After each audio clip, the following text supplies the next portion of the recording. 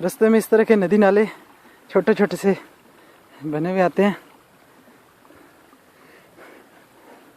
चलो मैं यहाँ से ट्राई करता हूँ, लेकिन यहाँ से पानी के अंदर गिरने का भी खतरा है और कैमरे के साथ गिरना तो और नुकसानदेह है। यहाँ पे वासिक बता रहा है जी, यहाँ पे भी थोड़ी से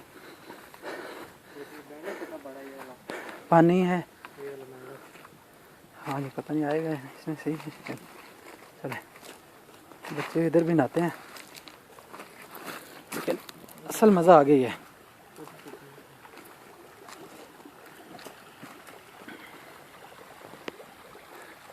ये हम किधर पहाड़ों में आए हुए हैं और इस आबशार का नाम मैं पूछ रहा था इनसे, तो इनको भी कोई इसका बाकायदा नाम नहीं है इस जगह का। तो मेरा ख्याल है इसको कोई नाम भी देना चाहिए।